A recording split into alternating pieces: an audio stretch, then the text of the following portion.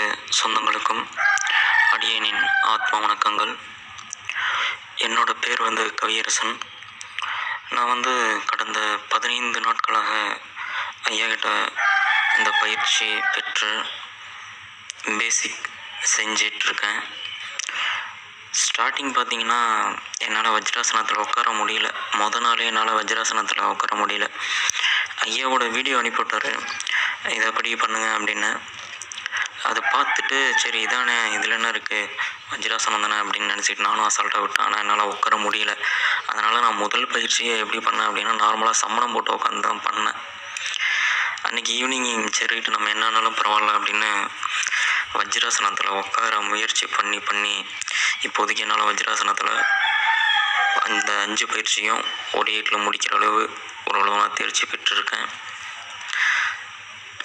எனக்கு இந்த பயிற்சி ஆரம்பிக்கிறதுக்கு முன்னாடி என்னென்ன உடம்புல பிரச்சனை இருந்தது அப்படின்னா, யூரிக் ஆசிட் ஒரு 2 பாயிண்ட் அதிகமாக இருந்தது, 9.1 கிட்ட இருந்தது. அப்புறமேலு எனக்கு எப்படின்னா ப்ரெஷர் 140 to 152 வரலையும் தான் என்னோடய ப்ரெஷர் ரேஞ்ச் இருக்கும் எப்பயுமே. அதனால் அடிக்கடி படபடப்பு அதிகமாகிடும். இப்போ அந்த பயிற்சி பண்ணுறதுலேருந்து ஃபஸ்ட்டு ஒரு 1 வீக் அந்த பிரச்சனை இருந்தது, இல்லைன்னு சொல்லலை. அப்புறம் பயிற்சி விடாமல் என்னானாலும் சரி அப்படின்னு பயிற்சி விடாமல் பண்ணிகிட்ருக்கேன்.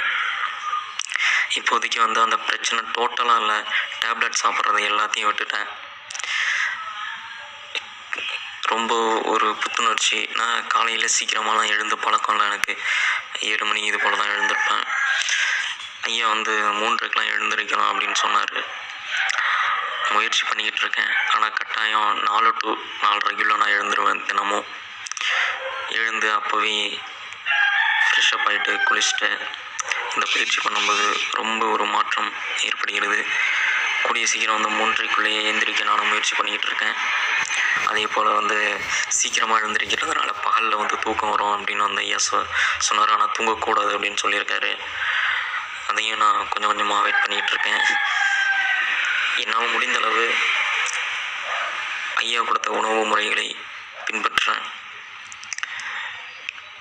இந்த கலையை யாருமே தயவு செஞ்சு விட்டுட்டு போயிடாதீங்க.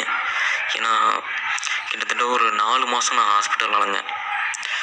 என்னால் ஒரு 1 வீக் கூட இருக்க முடியாது டேப்லெட் சாப்பிடாம.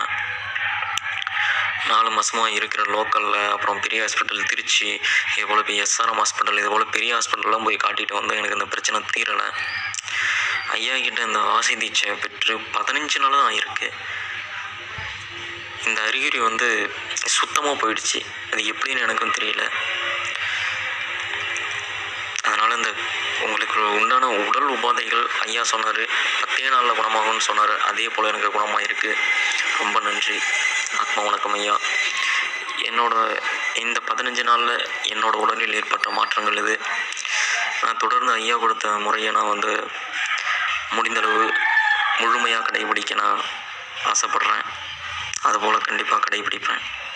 நீங்கள் தயவு செஞ்சு இந்த கலையை விட்டுட்டு போயிடாதீங்க.